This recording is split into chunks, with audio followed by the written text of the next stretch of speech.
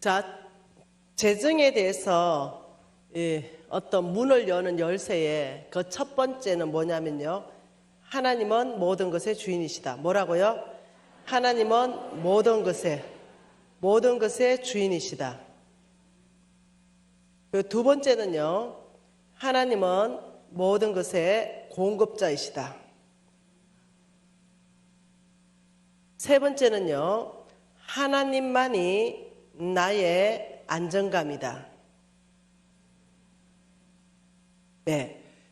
자, 나의 안정감이 직장일 수 없다는 거예요. 여기 왜 이리 어두워요? 낮 좀 밝게 해주세요. 여기 너무 어둡잖아요.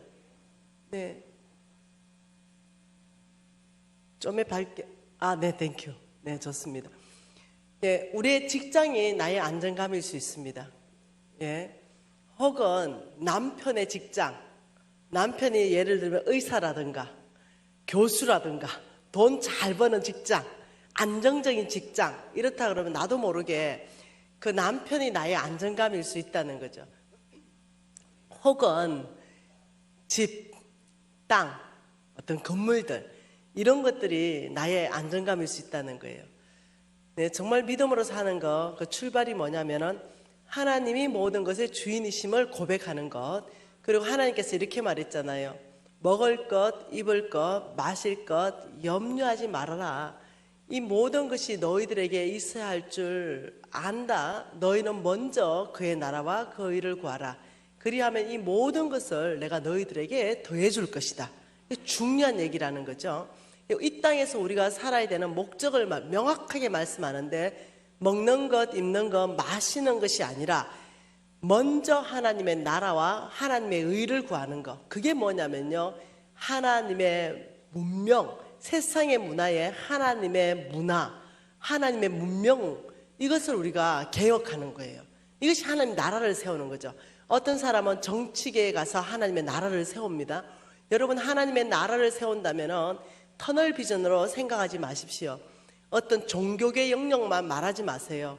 우리는 각 영역이 있습니다. 정치계로 나가는 사람들은 정치계 안에서 하나님의 나라를 세우는 것이죠. 경제계 영역에 가는 사람은 경제계 영역 안에서 하나님의 나라를 세우는 거예요. 예술도 마찬가지예요. 교육도 마찬가지죠. 과학기술도 마찬가지예요. 의료계도 마찬가지입니다. 군도 마찬가지죠. 매스컴도 마찬가지예요. 이 나라를 구성하고 있는 그 각각 영역 안에 들어가서 그 영역에 하나님의 문화로 거룩하게 하는 거예요. 이것이 하나님의 나라를 세우는 것입니다. 네, 그러니까 하나님은 모든 것의 주인이시고 내 생명까지, 맞나요? 하나님이 만드셨나요? 아멘이죠. 하나님이 저와 여러분을 만드셨습니다. 너희들은 빈 몸으로 알몸으로 갈 것이고 올 때도 알몸으로 올 것이다. 네, 우리는 아무것도 못 가져가요. 하나님이 이 땅 가운데 그의 목적이 있습니다. 온 땅 안에 하나님의 나라를 세우기 위해서. 왜요? 그것도 우리 때문에 그래요. 사실은 아름다운 정말 이 동산을 만드셨죠. 그런데 우리 스스로가 사단에게 권위를 다 내어줬잖아요. 이게 창세기 3장 사건 아닙니까? 복되게 만들었지만 우리 스스로가 따먹지 말라? 따먹어라. 따먹으면 정령 죽으리라 하나님 말씀하셔요. 사단은 따먹으면 눈이 밝아져서 하나님처럼 될 것이다. 이 두 메시지가 너무 달라요. 그런데 우리의 욕심이 있는 거죠. 그래서 따먹었어요. 그러니 로마서 6장 16절에 이렇게 말했죠. 너희가 누구의 말에 순종함을 받으면 그 순종함을 받는 자의 종이 되는지 알지 못하느냐. 그러니 우리는 사단의 말에 순종했기 때문에 사단의 종이 된 거예요. 이것을 풀어내기 위해서는 죄의 대가는 사망이라고 그랬거든요. 이걸 풀어내기 위해서는 누군가는 내 대신 죽었어야 되는 거예요. 옛날에는 구약시대는 양이 죽었지요. 양에게 나의 모든 죄를 전가시켰죠. 그리고 그 피를 가지고 죄사함을 받았어요. 그런데 하나님께서 단번에 예수 그리스도를 피를 흘리게 하시면서 내 모든 죄를 해결하신 거예요. 그러면서 이 땅에 죄가 만연하게 되었고 이 땅 안에 하나님의 나라가 아닌 사단의 나라들이 세워지는 것들을 보게 된 거예요. 하나님께서 이 땅 안에 하나님의 나라를 세우는 이 일 가운데 놀랍게도 사람을 콜링하시고 그리고 재물 얻을 능력들 부어주시는 거예요. 그러니 여러분과 제가 하나님 앞에 먼저 믿음이란 뭐가 믿음이냐? 거창한 게 아니에요. 무엇이 믿음이냐? 첫째, 하나님이 모든 것의 주인이라는 것에 100% 동의가 있다면 그 사람은 믿음 있는 사람이에요. 그리고 나의 모든 쓸 것이 나의 아빠 하나님이 100% 공급하실 것이다 믿는 것이 믿음이에요. 그리고 나의 모든 안정감이 남편의 직업이나 어떤 재물에 있는 것이 아니라 정말 나의 안정감. 왜? 하나님이 주인이신 하나님이 나의 아빠이고 그 주인이신 하나님이 나의 공급자이니 내가 필요하다면 그분이 주실 것이다 믿는 거예요. 이것이 믿음의 출발입니다.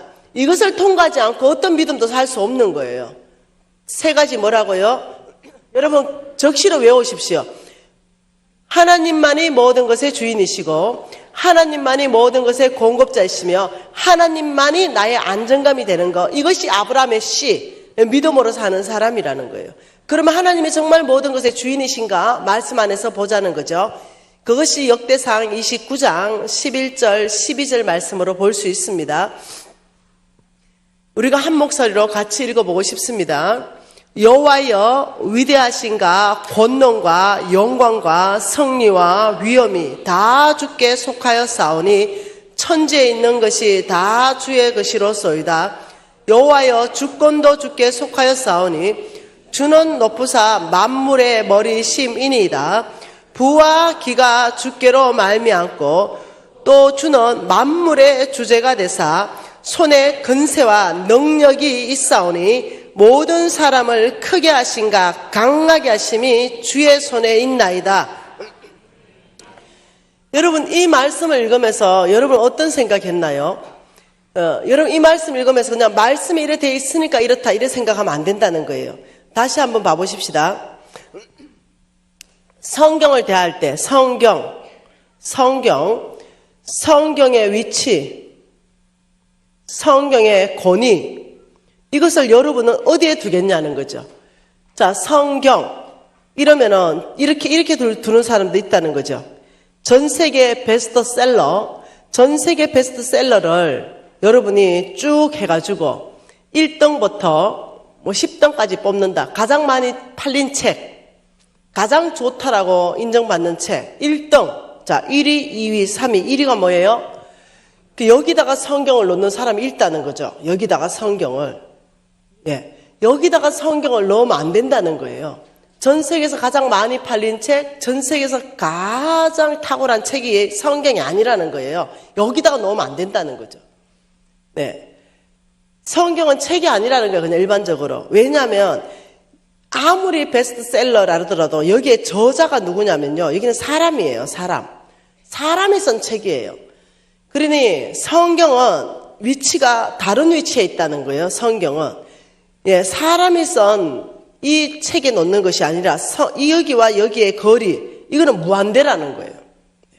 절대로 좁혀질 수 없는 간격. 다른 위치에 왜? 저자가 하나님 자신이기 때문에.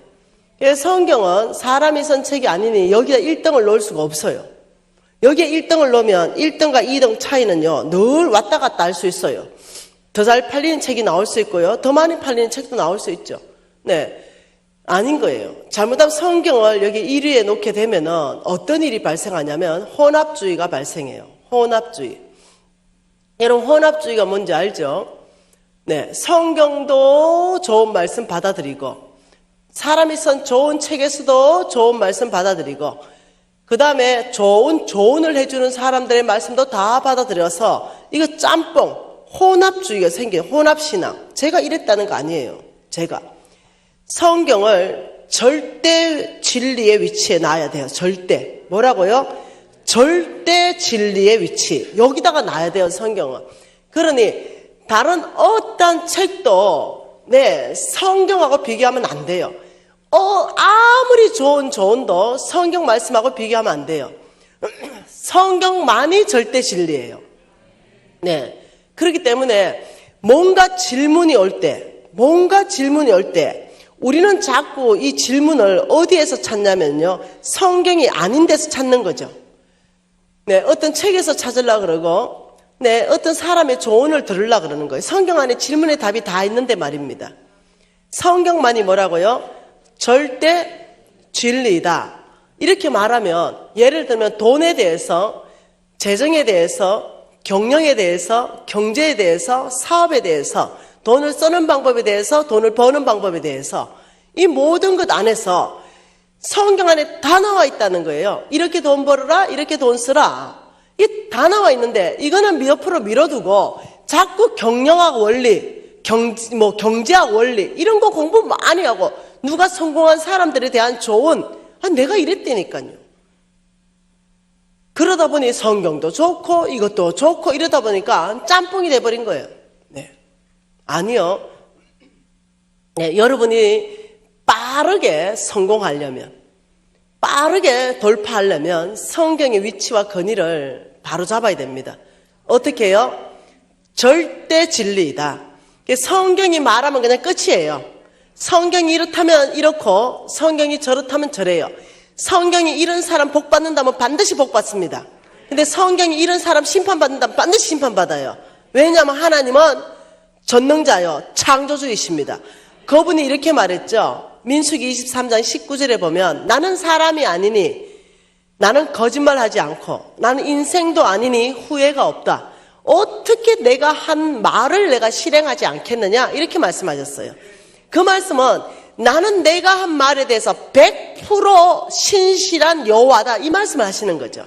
하나님은 신실하시기 때문에 내가 축복하겠다 이것도 신실하게 축복하시고 내가 심판하겠다 이것도 하나님 심판해버리시는 거예요. 대신에 회개하고 돌이키면 그 심판을 면할 수 있다는 거예요. 자, 여러분 보십시오. 심판을 면한 사람, 심판을 면하지 못한 사람. 네, 이 부분에 대해서 한번 보고 싶은 거예요. 성경에 대해서 어떻게 여러분이 가지고 있는지. 자, 한번 봐보십시다. 이렇게 말했어요. 자, 하나님과 사람, 자, 천사가 너무 아름답게 지어놓으니까 하나님처럼 되려고 하는 거예요. 자꾸 하나님 자리를 노린다는 거죠. 사람도요. 그 천사가 타락한 사탄이 깨었죠. 네. 어떻게? 깨었어요. 네. 깨어가지고 너 저 먹음직스러운 저거 먹으면 너 눈이 밝아져서 하나님처럼 된다. 자리가 좋아 보이는 거죠. 그러니까 따먹어요. 하나님처럼 되려면 안 되거든요. 근데 그 하나님처럼 되고 싶은 거죠. 그러니까 바벨탑 사건 나는 거 아니에요. 그래서 교만한 거죠. 교만은 뭐냐? 교만의 정의는 자기 자리를 떠나는 거예요. 네, 우리의 자리는 자 이렇습니다. 우리의 자리는 피조물의 자리입니다. 뭐라고요? 피조물의 자리예요. 여기는 하나님의 자리예요. 여기와 여기는요 좁혀질 수 없는 간격이에요. 무한대 못 좁혀져요. 우리는 피조물이에요. 저도 피조물, 여러분도 피조물이에요. 그런데요 온갖 짐승도 피조물이에요. 이거 어떻게 해석할래요? 여기와 여기를 못 좁혀져요. 근데 온갖 짐승도 피조물이고 나도 피조물이에요. 이럴 때는 어떻게 해야 돼요? 또 여러분이 도표를 그려봐야 돼요. 여기 하나님 자리, 여기 피조물 자리예요. 근데 피조물을 하나님은 두 개로 또 나누셨다는 거예요. 여기는 온갖 피조물이지만 여기 피조물이에요. 피조물. 네. 근데 여기에 사람이에요. 그래서 일반적 피조물, 온갖 짐승하고 사람하고 여기에 이 차이가 무한대의 차이를 두셨다는 거예요. 너무 감사하죠. 하나님의 모양과 하나님의 형상대로 창조하시고 너는 온 땅을 다스리라. 그래 우리를 얼마나 영광스럽게 했는지를 이해하셔야 된다는 거예요. 우리는 모든 피조물하고 다른 존재로 만드셨다는 거예요. 모든 피조물을 통치하고 다스리는 존재로 만드셨다는 거예요. 그러니 하나님은 우리한테 뭐랬냐면 내가 너를 복주고 너를 통해 온 땅을 복줄 것이다. 하나님께서는 저와 여러분을 피조물로 만드셨지만 월등하게 일반 피조물하고는 차원이 다르게 하나님의 모양과 하나님의 형상대로 만들고 온 땅으로 우리를 보내셨어요. 우리 온 땅 안에서 우리는 온 땅으로 가야 되죠. 너는 가라는 거예요. 정치계로 가야 됩니다. 경제계로 가야 돼요. 교육계로 가야 되죠. 매스컴으로 가야 돼요. 네, 가야 됩니다. 과학기술로 가야 돼요. 의료계도 가야 됩니다. 군으로 가야 돼요. 뭘로 가야 돼요? 거기를 다스리는 자로 가야 돼요. 어떻게 다스립니까? 같은 영, 같은 정신으로는 못 다스린다는 거죠. 이 부정직한 경제의 영역 안에는 하나님의 정직하심이 그곳에 통할 때 그게 하나님의 성품이 드러나기 시작한다는 거예요. 다스려야 된다는 거예요. 여러분 생각해 보세요. 이 언론, 가짜 뉴스가 얼마나 많습니까?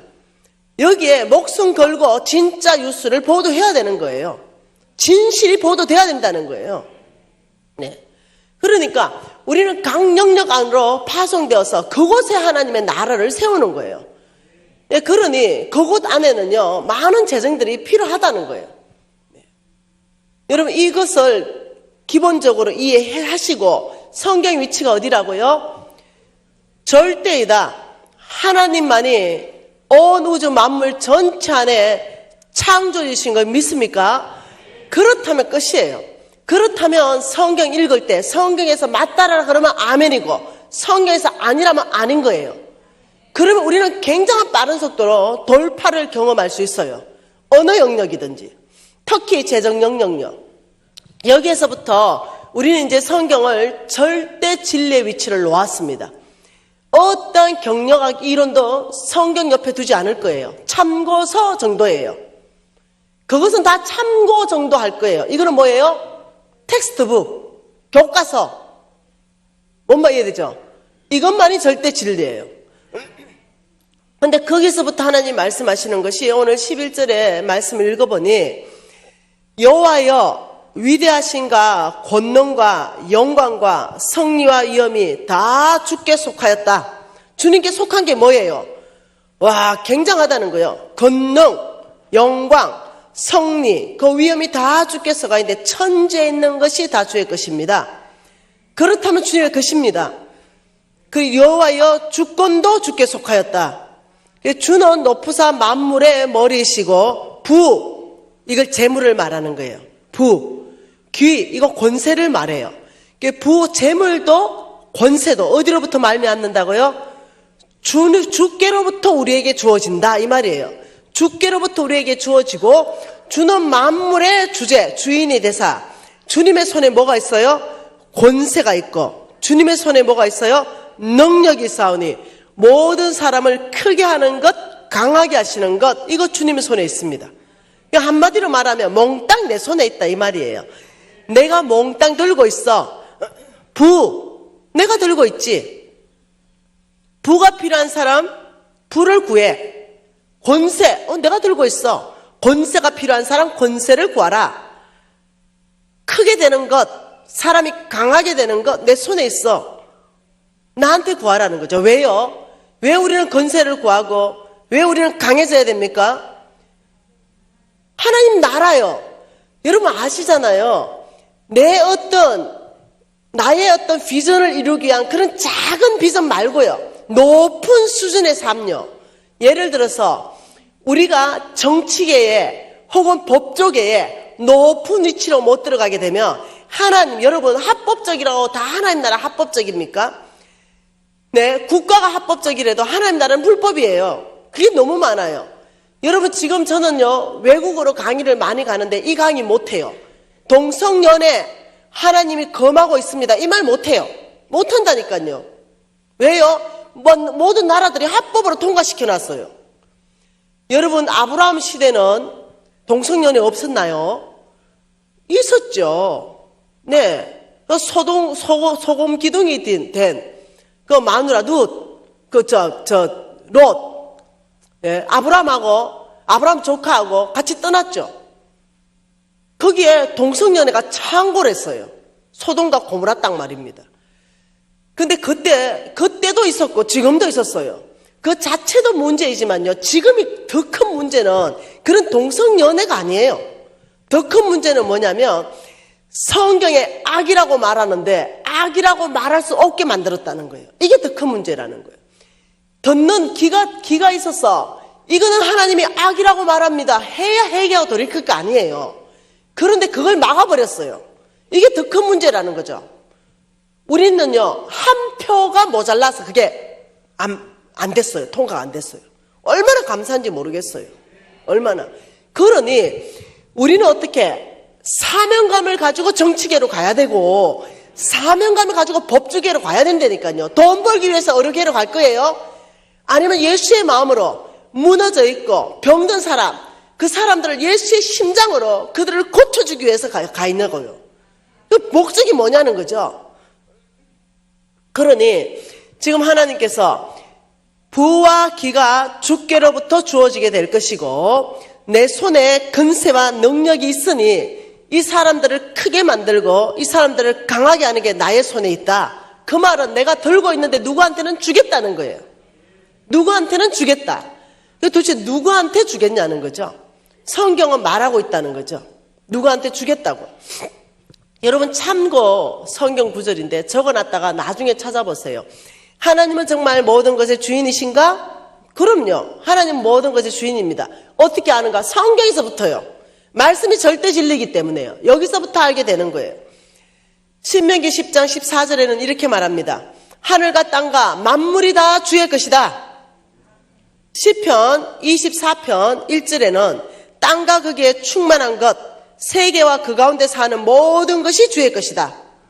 고린도전서 10장 26절에는 땅과 거기에 충만한 것이 다 주의 것이다. 레위기 25장 23절에는 토지는 영구히 주의 것이다. 시편 50편 10절에서 12절은 새와 짐승과 가축과 세계와 그 가운데 충만한 것이 다 주의 것이다. 학개서 2장 8절에는 금도 내 것이요 은도 내 것이다. 왜 모든 것의 주인이시냐? 하나님이 창조했기 때문에. 여러분 믿음의 출발, 아브라함의 톨레도 그 계보 이어가려면 우리는 먼저 하나님은 모든 것의 주인이십니다. 이 고백이 할 수 있어야 심장 안에서부터 내가 믿음의 사람인 것입니다. 하나님은 모든 것의 공급자이십니다. 왜? 하나님이 공급하시겠다고 약속하셨으니까. 한번 봐보십시다. 하나님이 들고 있는 거 이거 누구한테 준다고 말씀하시는지 예레미야서 27장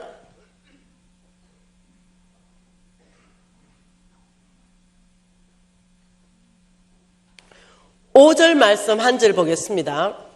예레미야 27장 5절. 자, 같이 읽을게요.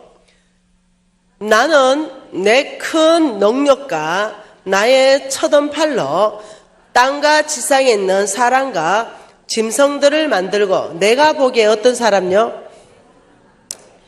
내가 보기에 어떤 사람요? 하나님 보시기에 옳은 사람. 하나님 보시기에 옳은 사람에게 나는 다 주겠다는 거예요. 이 그 말입니다. 여러분 하나님 보시기에 옳은 사람 따로 있어요. 많은 사람들이요 사람에게 잘 보이려 그래요. 사람 보기에는 이 사람이 굉장히 옳다라고 인정될지 모르지만 하나님에게는 탈락되는 사람 많아요. 하나님 눈에는 옳지 않아요. 네. 근데 사람 눈에는 좀 까칠하다 이렇게 할 수 있어요. 왜? 옳은 말을 하니까요. 바른 말을 하니까요. 그러나 하나님 보시기에는 저가 믿음의 사람이다 이럴 수 있다니까요. 오늘 담임 목사님이 사모님을 그 부산역에 저를 마중하라고 보내셨더라고요. 너무 죄송했어요. 고맙기도 하고. 근데 처음에 사모님이 내보고 깜짝 놀랐을 거예요. 왜? 부산역에서 한 자매를 호통치고 있었거든요. 옳은 일을 하지 않기 때문에. 그래서 막 뭐라 하고 있었어요. 그러니 사모님하고 나를 라이드 나온 집사님이 내가 아는 사람인 줄 알았대요. 근데 내가 모르는 사람이고 처음 본 사람이에요. 그래서 불러가지고 혼냈어요. 그렇게 살면 안 된다고 얘기해줬어요. 그러고는 오니까 저희들은 아는 사람인 줄 알았어요. 아니요, 나 몰라요. 쟤 좀 거칠까칠해요. 내가. 잘못된 거 보면서도 못 지나가겠더라고요. 그래서 바로 교정해줬어요. 젊고 이쁜 아이인데.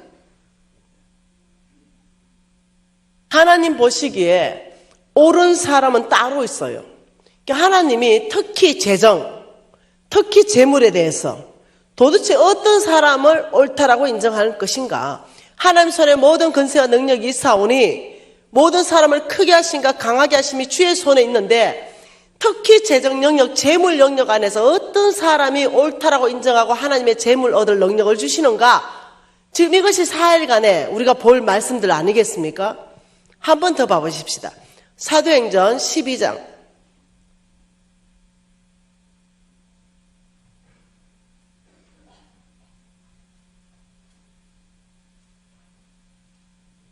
사도행전 12장 22절 말씀도 한 절 봐보십시다. 동일한 말씀입니다.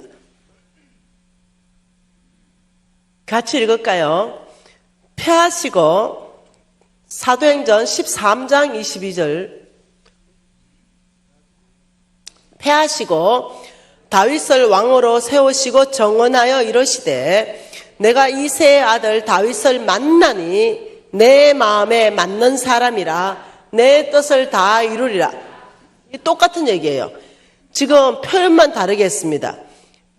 예레미야서에는 내가 보기에 옳은 사람이라고 표현했고 사도행전은 내 마음에 맞는 사람이다 이렇게 표현했어요. 자, 여기에 지금 이렇게 나옵니다. 패하시고 이렇게 나왔어요. 패하시고 누구를 패해요? 사울을 패하였습니다. 패하시고 두 번째는 세우시고 이렇게 말했어요. 누구를 세웁니까? 다윗을 세웠어요. 뭔 자리로? 왕요, 왕. 왕의 자리에서 사울은 자르시고 다윗은 세우셨어요. 그 이유를 명확하게 설명하는데 다윗을 만나니 이랬어요. 만나니. 다윗을 만났다. 그러니 내 마음에 하나님 마음에 무엇 같다? 맞다. 이게 뭐냐? 내가 보기에 옳다. 이 말하고 똑같은 얘기예요. 그러니까 다시 말하면 하나님이 사울을 만나니 내 마음에 안 맞다. 그래서 왕으로 자르고 내가 다윗을 만나니 내 마음에 맞다. 그래서 내가 왕으로 세운다 이 말이에요. 네. 그러면 여러분 언제 만났을까? 퀘션 아니겠어요? 하나님께서는 하늘에 계신데 보이지 않는 영역에 계신데 보이는 이 땅에 다윗도 살았고 사울도 살았어요. 저도 살고 있고 여러분도 살고 있어요.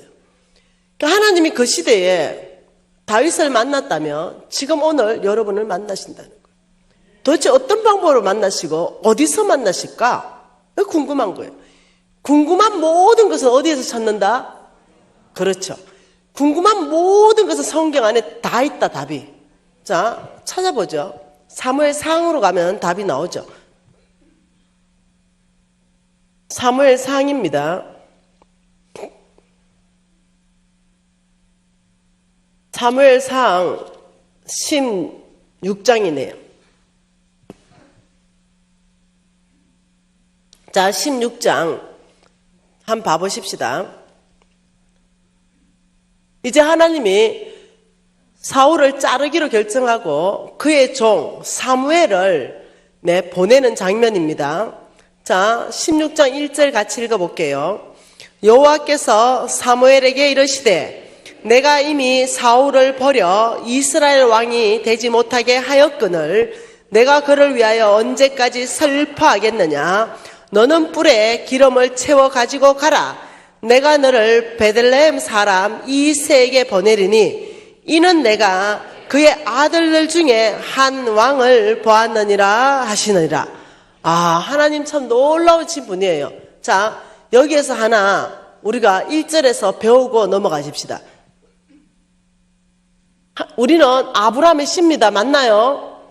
아브라함의 씨는 믿음의 사람입니다. 맞나요?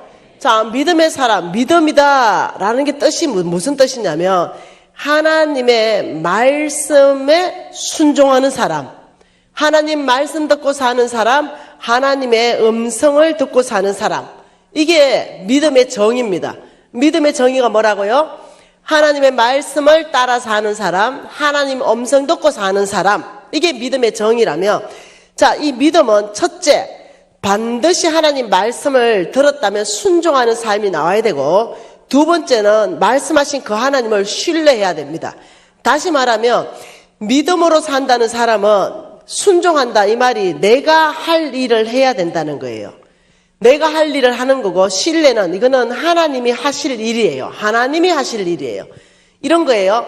내가 하나님의 음성을 듣고 순종을 했다면 여기까지만 하면 돼요. 여기까지만 내가 할 일이에요. 그러면 나머지는 말씀하신 하나님이 책임져야 돼요. 그건 내 일이 아니에요. 자, 우리가 보죠. 자, 아브라함에게 하나님이 첫 번째 말했어요. 너는 본토 친척 아버지의 집을 떠나고 내가 너에게 보여줄 땅으로 가라 이랬어요. 보여주지 않았기 때문에 아브라함은 보따리 싸가지고 일단 동네 밖에 나오면 어디로 가야 될지 몰라요. 왜냐하면 길이 두 가지거든요. 가나안이라고 말했으면 우회전해서 갈 텐데 모르니까. 그래 하나님이 전적으로 의지해야 돼요. 바깥에 와서 길 두 가지 딱 만나면 뭐 했겠어요? 하나님 오른쪽이에요? 왼쪽이에요? 순종했죠? 말씀에 따라서. 나머지는 하나님이 신뢰해야 돼요. 반드시 하나님이 그 약속의 땅까지 나를 가게 하실 거라는 걸 신뢰해야 돼요. 그래야 순종이 나오기 때문입니다. 신뢰 없는 순종, 이게 안 된다는 거예요.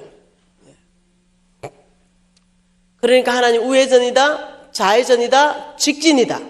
그리고 창세기 12장 5절에 가면 이렇게 말합니다. 마침내 가나안 땅에 들어갔더라.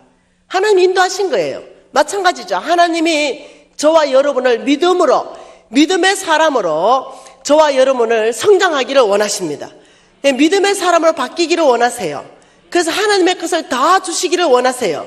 근데 그 믿음으로 사는 데 있어서 하나님의 스타일을 알아야 돼요. 하나님의 스타일. 하나님의 스타일이 참 적응하기 어려운 스타일이에요. 안 가르쳐 준다는 거죠. 가르쳐주면 다 믿음으로 살게요. 그러니까 안 가르쳐주고 갈 바를 알지 못하고 가는 게 믿음이라는데 뭐라 말해요. 이것도 마찬가지. 오늘 보니까 너는 베들레헴으로 가라. 또 이게 사무엘이죠. 두 번째는 사무엘이에요. 이 하나님의 사무엘에게 딱 두 가지 가르쳐줬어요. 첫 번째 베들레헴이다. 장소 베들레헴이다. 두 번째 이새의 집으로 가라. 그 중에 내 아들들 중에 한 왕을 보았다. 이렇게 말했어요. 그러니까 아들들 중에 한 왕을 보았다는 게 한 명이 아니라는 거 아는 거죠. 그러면서 뭘 하냐면 3절 같이 읽습니다. 이새를 제사에 청하라. 내가 내게 행할 일을 가르치리니 내가 내게 알게 하는 자에게 나를 위하여 기름을 부어라. 이게 하나님의 스타일이에요. 다윗이다 이게 아니라는 거예요. 이새 집에 가서 아들들 다 모아놓고 아들들을 쭉 보면서 하나님이 아들들 보면은 알게 해줄게 이거예요. 우리는 끝장 보고 가려고 그러죠. 끝장 보고. 그래서 믿음으로 못 살죠. 그래서 축복 아무나 받는 게 아니에요. 큰 하나님의 재물 아무나 움직이는 게 아닌 거예요. 근데 조건이 하나도 없어요. 하나님의 조건이 없어요. 너네 집이 고신 4대쯤 돼야 된다. 이런 조건이 없어요. 아브라함 1대입니다. 1대. 조건이 없어요. 박사기증 서너 개 있어야 된다. 조건 없어요. 딱 하나 믿음의 사람인가? 돈 안 들어요. 내 마음만 바꾸면 돼요. 내 생각만 바꾸면 돼요. 굉장히 쉬울 수 있어요. 돌파가 상당히 쉬울 수 있다는 거예요. 그러면서 내가 너에게 알게 할 사람이 있다. 그러니까 전심으로 주님을 의지해야 되는 거예요. 잘못하면 실수하니까. 그래서 다 와라 이랬어요. 아들들 쭉 섰죠. 그래서 6절에 볼까요? 그들이 오매 사무엘이 엘리압을 보고 마음에 이르기를 여호와의 기름 부으실 자가 과연 주님 앞에 있도다. 이게 무슨 말이겠어요? 큰아들 안 그래도 사무엘은 알아요. 늘 장자를 축복하시는 아버지를 알죠. 이미 그 축복이 장자로 흘러가는 거 알아요. 그래서 첫째 아들 사무엘 딱 오는 순간 이 사무엘 엘리압을 딱 보는 순간 사무엘이 마음이 다 뺏겨버렸어요. 어메 과연 하나님의 기름 부을 자다. 왜? 위풍이 월등하고 권능이 탁월하고 아주 굉장한 외모를 가졌다는 거예요. 굉장한. 딱 보자마자 다른 아들을 그 쭉 줄 섰을 거 아니에요. 다른 아들하고 비교도 안 돼. 아주 그냥 턱 출난 사람이에요. 여기에서 끝났겠어요? 여러분, 이게 거룩한 상상 해볼 수 있는 거잖아요. 여기서 끝나지 않았을 거예요. 와, 과연 이러고 기름불 들었을 거예요. 이렇게 기름 확 갖다 부어버리려고. 하나님이 너무 놀래가지고 6절과 7절 사이에 뭐가 있겠어요? 잠깐만! 스탑! 이게 안 보이세요? 보이잖아요. 그리고 하나님이 한 말씀 합니다. 같이 읽습니다. 여호와께서 사무엘에게 이르시되 그의 용모와 키를 보지 말라. 내가 이미 그를 버렸노라. 내가 보는 것은 사람과 같지 아니하니 사람은 외모를 보거니와 나 여호와는 중심을 보느니라. 와, 굿뉴스 아니겠어요? 굿뉴스. 이 굉장한 지금 굿뉴스가 왔어요. 그게 뭐냐? 잠깐만. 사무엘이 누굽니까? 평생 하나님께 붙들린 사람 아니겠어요? 아, 그런데도 외모에 홀딱 넘어가는 이 순간이었어요. 외모와 용모와 키를 보지 말라. 내가 이미 그를 버렸다. 이걸 봤을 때, 생각해 봤을 때 엘리압은 엄청난 외모를 가지고 있었다 이거예요. 사람은 뭘 봐요? 외모를 보거니와 하나님은요 중심을 보느니라 이랬어요. 그러니 이제는 답이 나왔어요. 이걸 가지고 어디에서 답을 낼 수 있습니까? 여기요. 하나님이 다윗을 만났다. 어디를 만났어요? 다윗의 중심을 만났다. 네. 하나님은 사울의 중심을 만나고 하나님은 다윗의 중심을 만나니 사울은 더 이상 왕이 안 되겠어. 다윗은 그 중심을 만나보니 왕으로 기름 부어서 써야 될 것 같아. 네.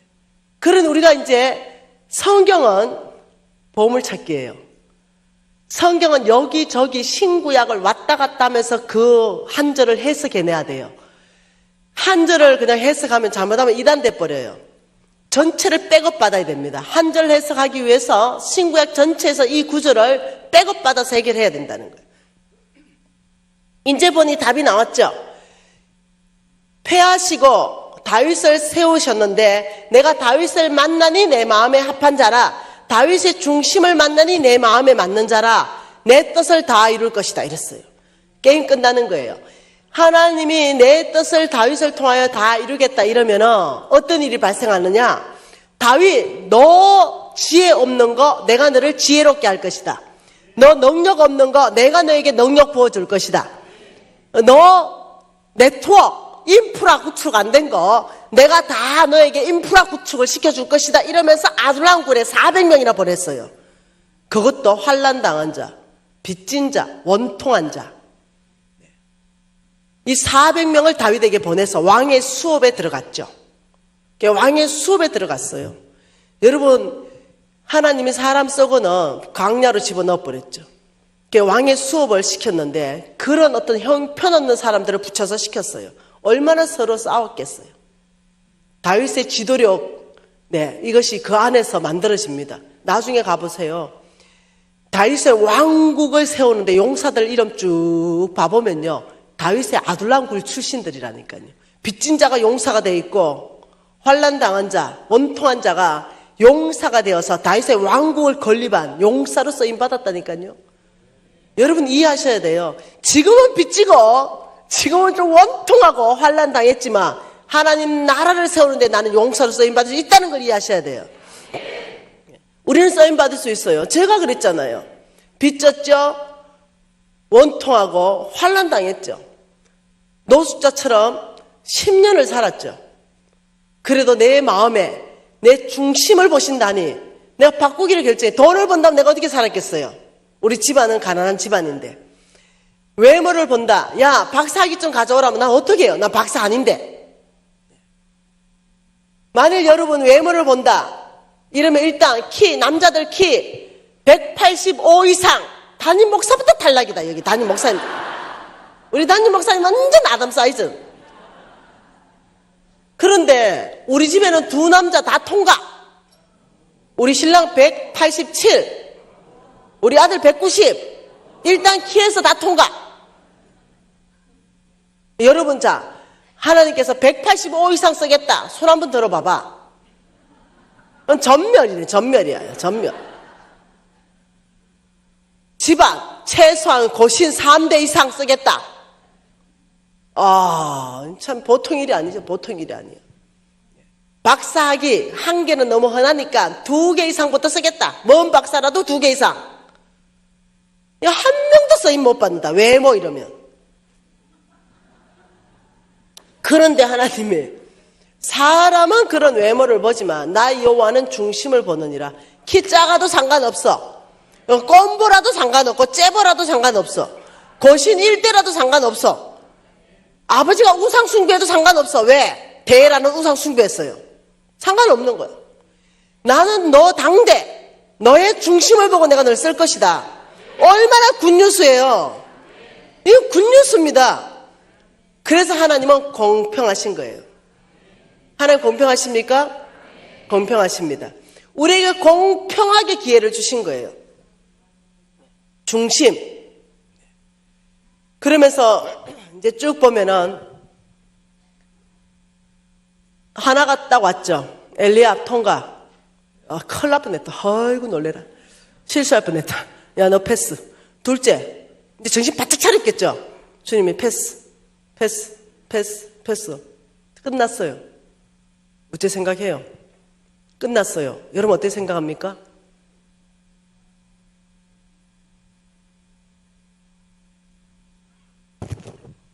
끝났어. 아들이 더 없어요. 그러면 여기서부터 이제 헷갈린다.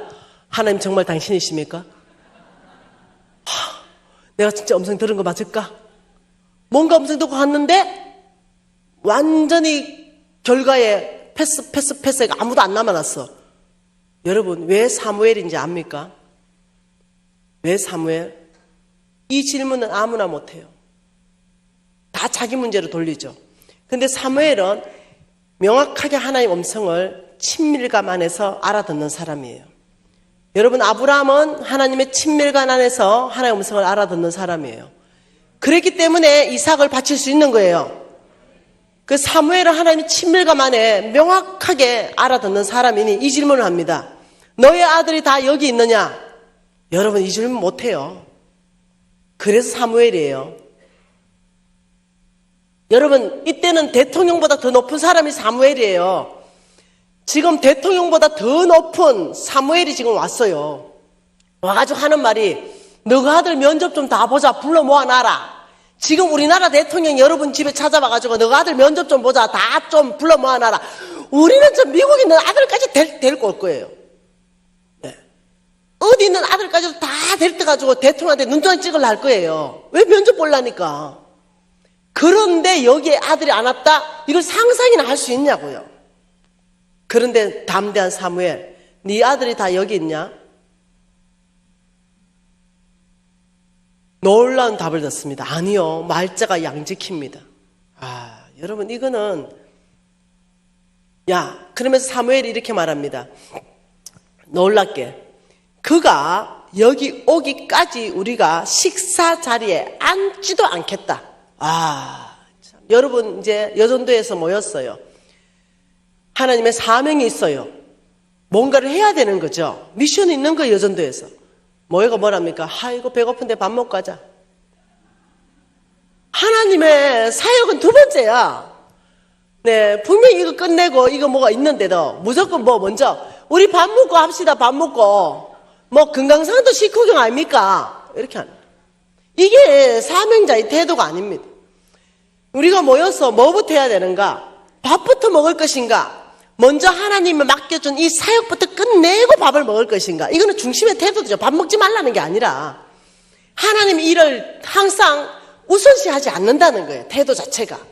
밥 먹고 갑시다. 이 고영교회는 이제 앞으로 그 문화 없어. 네. 먼저 하나님 일 해놓고 밥 먹읍시다. 중심의 태도를 말합니다. 사무엘 누굽니까? 그거 올 때까지 밥 안 먹겠다. 그러면 사무엘 밥 안 먹으면 원로들 다 서 있어야 돼. 이거 생각하니까 아브라함의 늙은 종 생각나지요? 이삭의 마누라 구하러 보냈을 때, 그 여정 동안 마누라 딱 구했어요.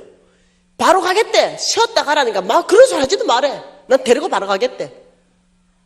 여러분, 충성을 배워야 됩니다. 충성. 뭐가 충성인가를 배울 수 있어야 된다는 거예요. 성경 그냥 쭉 좀 읽지 말고 묵상하고, 하나님 이 구절을 통해서 나에게 뭐라고 말씀하십니까? 머물고. 그러니 왕으로 패하고 왕으로 세우는 데 있어서 그 중심에 문제가 있었다는 거죠. 도대체 어떤 중심이길래 한 사람은 왕이 되고 한 사람 왕자리에서 내려오는가? 그러면 또다시 바꿔서 말해볼게요. 하나님이 내 하나님 여호와를 기억하라. 그가 내게 재물 얻을 능력을 주셨습니다. 이랬다면 분명히 재물 얻을 능력을 주시는 분이십니다. 믿으십니까? 그러면 재물을 진짜 주셨는가 찾아보죠.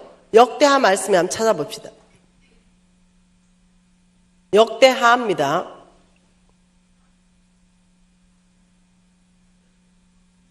역대하 32장 말씀에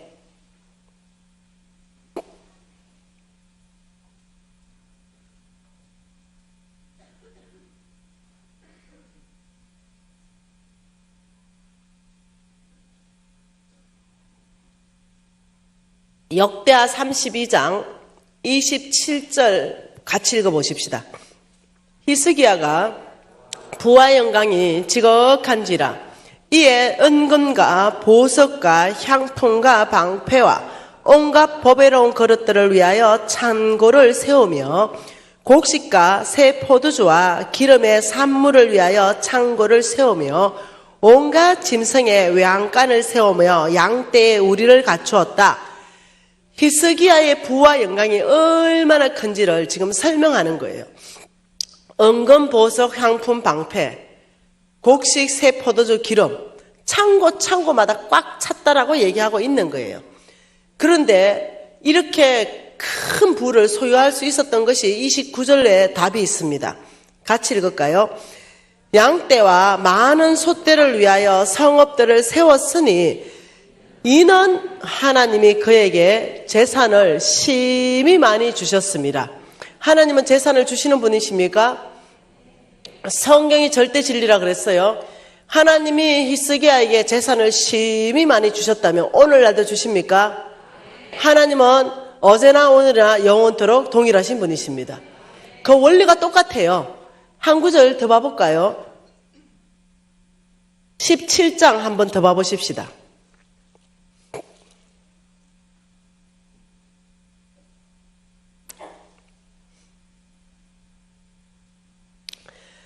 자, 여호사밧에 대해서 말하고 있습니다. 17장 3절에 뭐라고 합니까? 여호와께서 여호사밧과 함께 하셨으니 이는 그가 그의 조상 다윗의 처음 길로 행하여 바알에게 구하지 않았다. 자, 하나님이 지금 여호사밧은 여호와께서 일단 여호사밧과 함께 했다. 그 이유를 뭐라고 말하냐면 하나님이 여호사밧과 함께한 이유는 다윗의 길로 행했다 이렇게 말하는 거죠. 그 다윗의 길로 행했다 말이 무슨 말이냐면요, 톨레도스의 길로 행했다 이 말이에요. 이해되나요?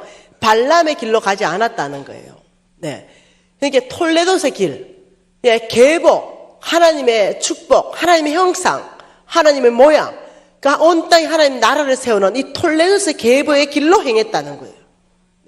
그러니 5절 읽어볼게요. 그러므로 여호와께서 나라를 그의 손에 견고하게 하심에 유다 무리가 여호사밧에게 예물을 드렸으므로 그의 부귀와 영광이 크게 떨쳤더라. 이 여호사밧 왕의 부귀와 영광을 누가 크게 떨치게 축복하시나요? 하나님요. 하나님이 재산도 주시고 권세도 주시고 그를 강하게도 하신다고 하셨습니다. 여호사밧은 그 하나님의 큰 축복을 받았어요. 이유가 톨레도스의 계보를 이어갔다는 거예요. 믿음으로 살았다는 거예요. 그런데 실수합니다. 안타까운 거죠. 18장 1절에 한번 볼까요? 여호사밧이 부귀와 영광을 크게 떨쳤고 아합 가문과 혼인함으로 친인척 관계를 맺는 거죠. 이제 인적 관계를. 정략 결혼을 하는 거죠. 여러분, 이 사건은 아주 그냥 큰 실수의 사건이에요. 여러분, 이 아합의 딸, 아합이 누굽니까?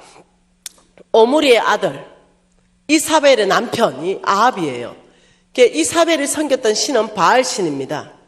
그런데 그 가문과 믿지 않는, 그것도 우상 숭배하는 가문과 결혼을 시키는 거예요. 여호사밧의 아들이 이 아합의 딸하고 결혼하는 거예요. 그래서 이 혼인한 결과에 그 여호사밧의 아들이 죽어버렸죠. 그러니까 이 아합의 딸이 이 아달랴거든요. 이 아달랴가 남편이 죽으니까 왕이 되는 거예요. 그래가지고 어떠냐, 다윗이 가문을 씨를 말려버리는 거예요. 유다의 씨를 다 죽여버렸어요. 완전히. 그 핏줄은 싹 다 죽였어요. 그러니까 고모가 아주 급해가지고 하나를 들고 숨긴 게 요았습니다. 여러분, 정신 좀 번쩍 차리세요. 나한테 신앙 좋은 장로님들, 저도 교회에서 장로로 섬기고 있습니다. 저한테 와가 이렇게 말합니다. 간사님, 중매 좀 서주세요.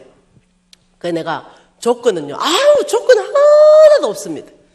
믿음만 좋은 남자면 됩니다. 오케이. 그럼 믿음 좋은 남자를 구했어요. 그래서 이제 막상 이렇게 갖다 들이대려니까 오만 걸 다 따줘. 네.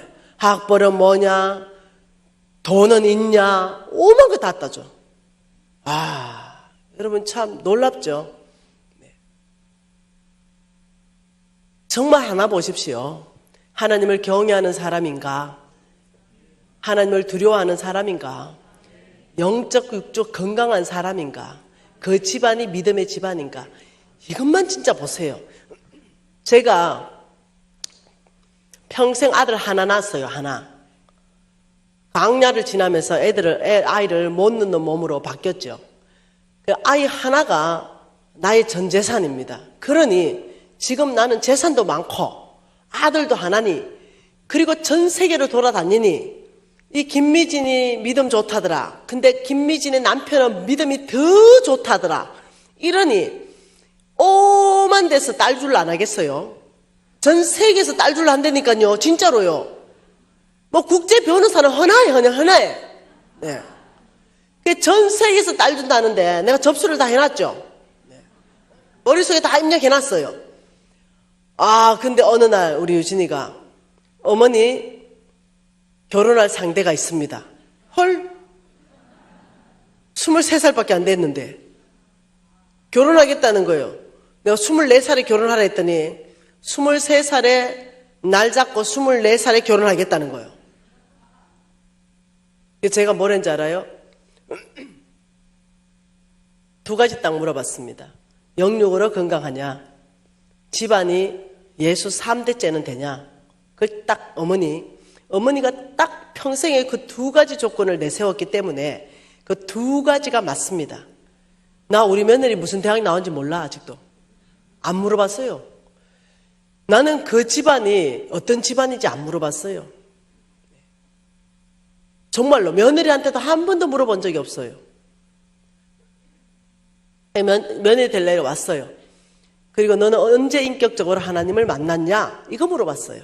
어머니, 제가 언제 하나님을 인격적으로 만났습니다. 얼마나 여호와를 경외하는지만 몇 가지 질문했어요. 그리고 부모님은 신앙을 어떻게, 몇 대냐? 몇 대다. 너네 집 어느 동네 사냐? 너가 아버지 뭐 하냐? 지금도 몰라요, 저는. 안 물어보니까. 그거 내가 알 필요 없거든요. 그리고 결혼시켰어요. 정말 아무것도 안 봤어요. 근데 이렇게 실수한다는 거죠. 이런 식으로 결혼할 때는 엄한 거 다 본다는 거죠. 그래서 실수해가지고는 크게 후회하는 일들이 있다는 거예요. 여러분, 가치관을 바꾸십시오.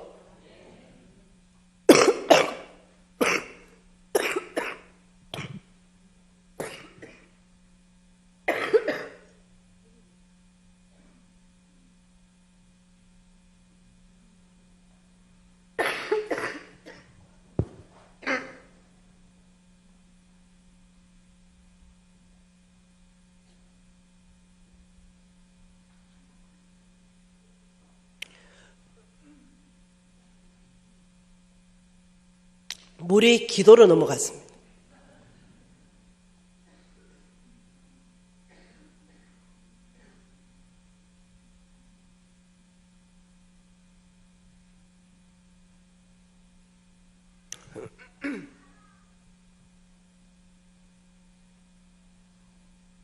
여러분 중심을 다시 한번 봐보십시다.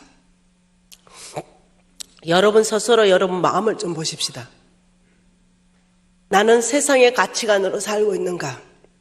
아니면 하나님이 중요하게 여기시는 그것을 내가 붙잡고 사는가? 하나님은 이렇게 말했습니다.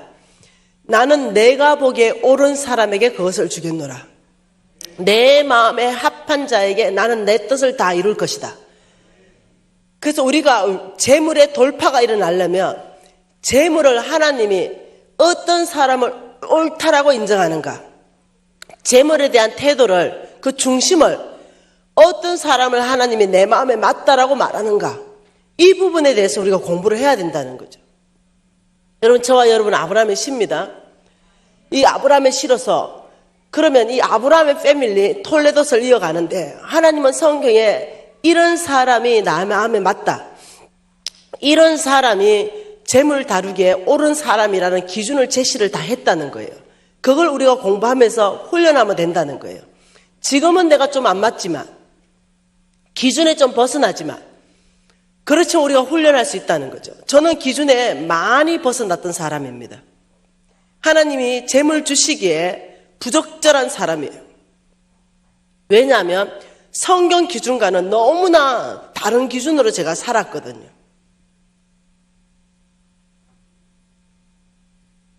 하나님께서 말씀하신 거하고 반대로 살았더라고요. 성경에 보니까 정직한 자를 하나님이 축복하신다는데 저는 사업하면서 너무 부정직하게 한 거예요. 너무나 많은 시간 안에. 그러니까 하나님께로 돌아오는 데는 너무 많이 멀리 나갔더라고요. 이런 시간 안에서 제가 이 말씀을 깨닫게 되었다는 거예요. 이 부정직한 삶은 돌이켰어야만 됐었어요. 다시금 하나님께서 특히 재정 영역에 저는 헌신했거든요. 저는 경제 영역 안에 하나님의 나라를 세우기로 헌신했거든요. 그러니까 이 재정, 경제 영역에 하나님의 나라를 세우고 하나님이 주시는 재물, 그 재물 얻을 능력, 이것은 하나님 기준 안으로 들어가야 되는 거예요. 그렇게 하기 위해서는 제 자신을 제가 정직하게 내 내면의 중심을 보기 시작한 거예요. 말씀이 거울이 되기 시작했어요. 그러니 적나라하게 드러나기 시작한 거예요. 여러분, 말씀을 은혜 받고 끝낼 거예요? 말씀을 은혜 받고 끝내면은 정말 나한테는 유익이 없어요. 말씀을 은혜 받고 끝내는 것이 아니라 말씀에 대해서 여러분이 살아내는 데까지 가야 되는 거예요. 그래야 그것이 나를 바꾸는 거예요. 그래야 어려운 재정은 돌파가 되는 거예요. 한번 우리가 준비해 볼까요? 히브리서 말씀으로 한번 준비해 볼까요? 히브리서 말씀에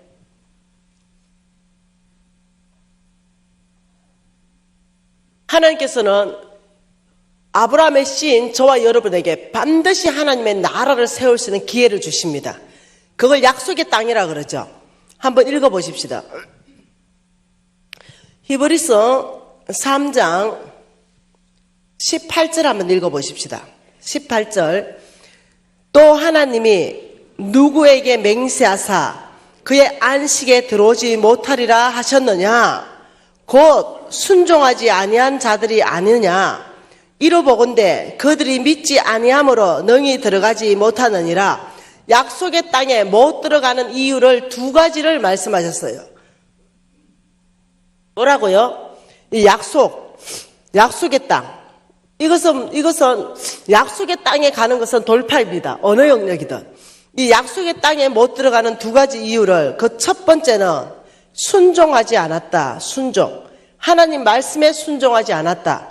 두 번째는 믿지 않았다. 믿지 않음. 여러분 당연하죠. 이 두 가지는 항상 같이 갑니다.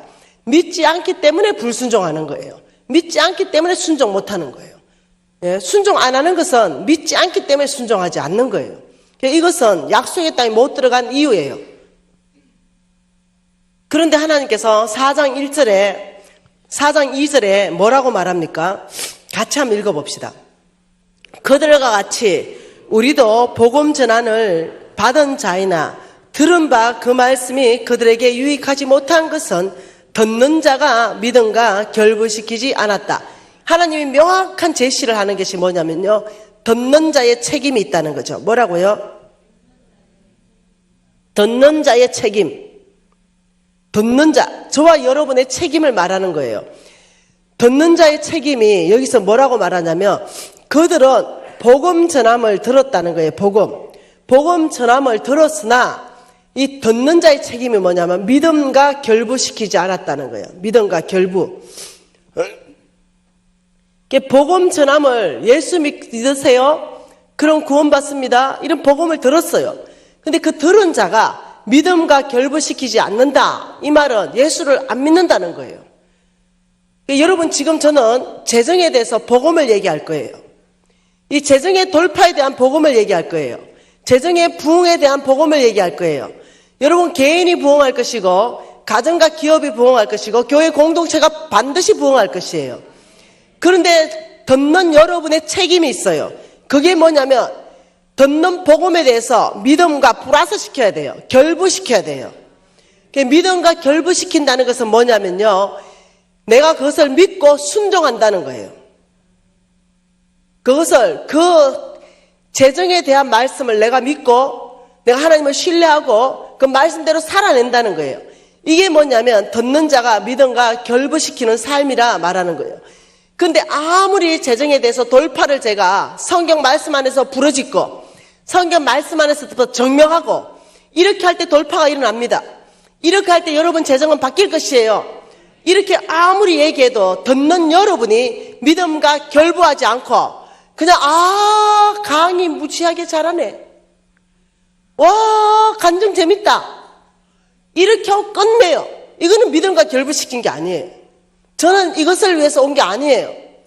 저는 이 초원까지 왜 왔겠어요? 무지하게 초원이에요. 내가 온 중에 제일 초원이에요. 부산에서 1시간 더 탔어요. 내가 멀미할 뻔했어요. 네. 여기까지 온 이유가 뭐예요? 하나님이 말씀하시기 때문에 온 거예요. 반드시 너와 같이 복줄 사람이 이때 했기 때문에 온 거예요. 그럼 여러분이 이 들은 말씀을 결부시켜야 돼요. 여러분의 믿음과 결부시킨다. 그 결과, 믿음과 결부시킨 결과는 뭐냐면 순종이에요. 하나님이 재정에 이럴 때 돌파가 일어날 것이다 말하면 그 말씀대로 살아내버리는 순종, 그 이후에 돌파가 일어나는 거예요. 여러분, 여기에 정인이 있어요. 예. 오늘 여기 정인이 왔는데 두 부부가 있어요. 그리고 또 두 부부가 내 제자가 있어요. 우리 5명이 카톡이 묶여가지고 우리가 그 카톡 안에서 대화를 해요. 근데 한 아이는 50억 빚졌고 한 아이는 20억 빚졌어요. 둘을 내가 다 지금 양육하고 있어요. 20억 빚진 그 녀석이, 간사님 1년 만에 다 갚겠습니다 이러는 거예요. 그러더니 이걸 무섭게 적용하는 거예요. 무섭게. 그래서 이틀 전에 1년 만에 20억 다 갚았어요. 너무 감사하죠. 왜? 믿음과 결부시키니까, 빚 갚는 원리를 적용하니까 그 돌파가 일어나는 거예요. 그래서 제가 여러분에게 은혜 받고 끝내지 말아라. 강사 강의 잘하는 게 뭐가 중요해요? 네. 나에게 진짜 이 말씀이 유익하게 해라. 우리 가정이 진짜 돌파가 일어나게 하고 우리 기업이 돌파가 일어나게 하고 교회 공동체 안으로 교회가 돌파가 일어나게 해서 하나님 나라 확장하는 데 쓰임 받으라는 거예요. 그래서 비상한 각오로 이 4일간, 여러분 내가 교회 집회가 많다면서요. 담임 목사님이 너무 사랑해서 막 좋은 목사님들은 다 불러오신다면서요. 그것도 겸손해야 가능한 일이에요. 그것도 겸손해야. 어느 교회는 막 강사도 안 부르고 바깥으로 교육도 안 보내요. 오직 그냥 내 말만 해야 된다. 그것도 건강할 수 있죠. 그러나 나는 담임 목사님이 더 좋아요. 정말 좋은 강사들을 초청해가지고 우리 양떼도 정말 먹이겠다는 거죠. 네. 그럴 때 여러분 은혜 무지하게 받았잖아요. 무지 좋은 말씀 받았잖아요. 이 은혜가 나는 한 달 동안 그대로 뜨거워서 지속되더라. 이런 분 계세요? 은혜 받는 건 오래 안 가요. 살아내면서 하나님을 경험하는 데까지 가야 돼요. 그래야 경험을 해야 그 경험이 나의 믿음을 자라나게 해요. 그냥 머리로 아는 은혜 받는 거 이거 오래 안 간다니까요. 중요해요. 은혜 받는 거 중요해요. 그러나 그 은혜 받은 것이 날 변화시키지 못해요. 날 변화시키는 것은 받은 은혜를 내 믿음과 결부해서 적용해서 순종하는 상황까지 나아가면 하나님을 경험하는 사건이 터진다니까요. 하나님을 경험해야 그때 내 믿음이 자라나요. 그때 자라난 믿음은 절대로 흔들리지 않아요. 하나님을 신뢰하는 사람 돼요. 그러면 나중에 그 사람 하나님이 쓰죠. 어느 영역에서든지. 우리가 믿음으로 살 때 4가지가 일어납니다. 금방 말했죠. 첫째, 하나님을 경험하게 된다. 둘째, 우리의 믿음이 자라나게 된다. 셋째, 그 자라난 믿음은 하나님을 신뢰하게 한다. 넷째, 하나님이 그 사람을 사용하신다. 이게 우리가 믿음으로 살 때 나타나는 4가지가 나타나요. 그래서 저는 여러분에게 이 재정 원칙을 끊임없이 제가 이제 4일간 엄청난 말을 많이 할 거 아니에요. 이것을 그냥 듣고 은혜 받기 위해서 오지 말고 나는 반드시 이 시간 안에 난 돌파할 것이다. 반드시 나는 살아낼 것이고 그 제도 안에서 나는 간증자가 될 것이며 나는 부산 전체 안에서 김미진 이제 네 안 와도 된다. 내가 강의할게. 예. 그래야 나도 좀 살 거 아니에요. 예. 나는 김미진보다 더 놀라운 간증이 있다. 그래서 이 부산 경남은 내가 맡을게. 김미진이는 그 위로 맡아라. 제가 1000군데가 웨이팅돼 있잖아요. 강의 요청이. 그러니 누군가는 나하고 짐을 분리해 줘야 될 거 아니에요. 그래 하려고 그러면 나만한 간증은 가지고 있어야 될 거 아니에요. 여러분 도전하십시다. 내 말이 아닌 거 하나님 말씀 아닙니까? 그 하나님 말씀하시길 나는 재물 얻을 능력을 줄 것이다. 네. 그렇다면 오는 거예요. 여러분 또 볼까요? 아브라함 거부였습니다. 이삭 거부였죠. 솔로몬 거부였습니다. 성경 계속 안에서는 하나님이 축복하심으로 하나님 복 주심으로 거부가 되었다. 이 말을 반복적으로 하고 있다는 거죠. 그래서 내가 질문하죠. 여러분 정말 재물을 크게 얻는 거부가 돼야 됩니까? 이러면 대답 못해도. 네. 여러분 어마어마한 재물을 얻어야 됩니까? 봐라 몇 명 대답 못하잖아. 왜? 우리를 사로잡는 또 다른 메시지가 있거든요. 부자가 하늘나라 가는 것이 낙타가 바늘기로 나가는 것보다 어렵다. 이게 또 아주 불편한 거야. 아, 하나님은 부자를 싫어하시는가? 이렇게 또 되는 거예요. 이 말씀을 모르면 그렇게 빠지는 거예요. 그거는 그 부자를 말하는 게 아니에요. 그것은 세상에 속한 부자를 말하는 거예요. 하나님께서는 보세요. 하나님께서 재물 얻을 능력을 준다 그랬는데 여기서는 말씀을 따라하고 있잖아요. 여기서는 천국 못 간다고 말하고 있잖아요. 이 상반되잖아요. 이럴 때는 성경 안에서부터 답을 찾아내야 된다는 거예요. 저와 여러분은 돌파하십시다. 저와 여러분은 아브라함의 씨입니다. 저와 여러분은 아브라함의 씨. 자, 아브라함의 씨. 뭐라고요? 아브라함의 씨. 예, 여러분 씨의 특징은 닮습니다. 닮았다. 여러분 닮아야 돼요. 닮아야죠. 내 씨인데 분명히 내가 낳았는데 옆집 아저씨를 닮았다 이러면 얼마나 황당하겠어요. 네. 내가 낳았는데 그럼 어떻게 해요? 애가 바뀐 거예요. 병원에서. 네. 내가 낳으면 반드시 나를 닮게 돼 있어요. 그게 뭐냐면 DNA입니다. 뭐 때문에 닮습니까? DNA예요. DNA 때문에 닮는다니까요. DNA. 글자 좀 그렇네요. 이 DNA 때문에 닮는다니까요. 얼마나 닮았는지 목소리가 똑같아가 전화상으로 아빠인지 아들인지 구분이 안 돼요. 어떤 데 이렇게 말합니다. 아이고 애비하고 걷는 거리가 똑같네. 이렇게 말해요. 그런 거랑 똑같아. 와, 우리 아들하고 나하고 너무 안 닮은 거예요. 그래서 내가 고민했어요. 바뀌었나? 그래가지고 찾아봤어요. 기가 똑같아요, 기. 기가 나하고 완벽하게 똑같아요. 여기 뼈가 좀 튀어나온 것까지 똑같아요. 아빠하고도 어디가 닮았나 보니까 손이 똑같아요, 손. 똑같아요. 두 사람 손, 한쪽 손 찍어 놓으면 내가 못 알아봐요. 어느 손이 어느 손인지. 그만큼 똑같아요. 여러분, 아브라함이 십니까? 우리가 유업을 이을 자입니까? 우리가 하나님께 복받은 걸 가지고 온 땅에 하나님 나라 확장할 자입니까? 아멘이죠? 그러면 여러분, 아브라함을 닮아야 돼요. 니도 아브라함이시고, 니도 아브라함이시고, 나도 아브라함이시다. 이러면 하나님의 기준점이 있을 거 아니에요. 그러면 하나님이 재물 얻을 능력을 나 같은 사람한테는 과거에 주신 거예요. 그럼 오늘 현재 줄 사람도 있다는 거죠. 미래에 줄 사람도 있다는 거예요. 기준이 뭐냐는 거죠. 왜 하나님 먼저 주는 사람이 있고 하나님은 나중에 주는 사람이 있는가? 그 기준점이 있어야 되는 거예요. 그 기준점이 뭐냐? 아브라함의 씨의 DNA가 보여져야 된다는 거예요. 이거 뭐겠어요? 영적 DNA예요. 아브라함의 영적 DNA가 나한테서부터 나와야 된다는 거죠. 그래야 대조할 거 아니에요. 주민증 가지고 사람 대조하듯이. 하나님은 마누리 여김을 받지 않아요. 그냥 입으로 나 아브라함이십니다. 이걸로 하나님은 믿지 않아요. 아브라함의 씨라면 주민증 좀 대조 좀 해보자. 아브라함의 영적 DNA 이 두 가지를 너에게 좀 증명 좀 하자. 삶의 두 가지가 있습니다. 아브라함의 영적 DNA 삶의 두 가지. 그 다음에 아브라함의 영적 생활의 두 가지. 총 4가지 DNA가 있어요. 이것을 우리가 이식하게 된다면 이식은 어떻게 해요? 네, DNA가 뭔지 알고 우리가 훈련하면 돼요.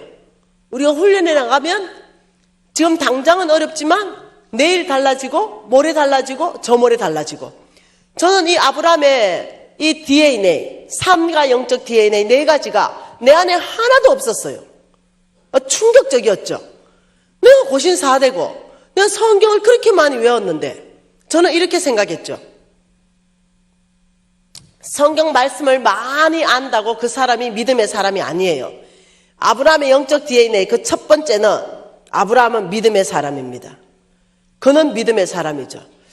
여러분, 자, 믿음이다 이럴 때 자동적이지 않다는 거예요. 자동적이지 않다. 믿음을 자동적이라 생각해요. 근데 믿음은 절대로 자동적이지 않다는 거예요. 자, 첫 번째, 높은 영적 위치에 있다. 영적 높은 위치. 영적 높은 위치에 있으면 자동적으로 믿음으로 사라진다? 아, 이거 진짜 천만의 말씀이라는 거죠. 영적 높은 위치에 있는 분이 누굽니까? 목사님들요, 장로님들요, 권사님들요, 선교사님들요. 하나님은 영적으로 높은 위치에 세웠죠. 이분들이 자동적으로 믿음의 사람인가? 아니라는 거예요. 네. 목사님이면서 장로님이면서 권사님이면서 선교사님이면서 믿음으로 못 살 수도 있다는 거예요. 자동적이지 않다는 거예요. 그러니 모두가 깨어 있어야 돼요. 네. 두 번째, 신앙의 연수. 신앙의 연수. 아, 나 모태 신앙이야. 나 10년이야. 나 20년이야. 나 50년이야. 이것이 자동적으로 내 믿음을 보장해 주지 않는다는 거예요. 고신 4대라도 말씀 앞에 비춰보니까 내가 믿음이 하나도 없더라니까요. 성경을 그렇게 많이 읽고 외웠는데도 말씀에 비춰서 믿음이 뭔지를 하니까 내가 믿음이 하나도 없더라니까요. 심각해졌죠. 저는 제가 많이 안다고 저는 믿음의 사람으로 착각했거든요.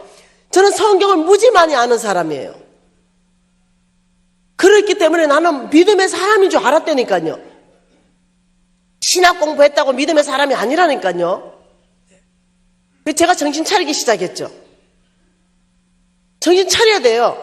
목사님들 정신 차려야 됩니다. 장로들, 권사들 더 정신 차려야 돼요. 네, 먼저 된 자가 나중되고 나중된 자가 먼저 되는 나라가 하나님 나라예요. 이제 신앙생활 한 지 한 달밖에 안 되는 이 사람이 장로보다 더 믿음 좋을 수 있다니까요.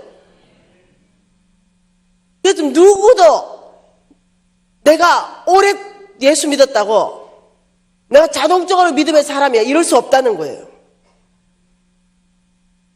주여, 주님 이러는 자마다 다 천국 못 온다. 난 도무지 일을 모르겠네. 주님이라 부르는 건 뭐예요? 교회 나왔다는 거예요. 교회 나왔는데도 종교인으로 크리스찬이 아니라 이럴 수 있다는 거예요. 어떡하실래요? 예. 이 시즌 안에 하나님께서 이 고영교회를 크게 축복하십니다. 이 4일간 우리의 믿음을 말씀 앞에 직면하자는 거예요.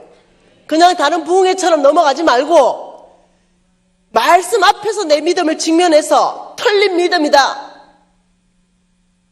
이게 인정된다면 내가 목사님이든 장로님이든 권사님이든 상관없이 인정된다면 주님 앞에 솔직하게 인정하고 온 전체가 회개하고 돌이키는 시즌이 와야 된다는 거예요.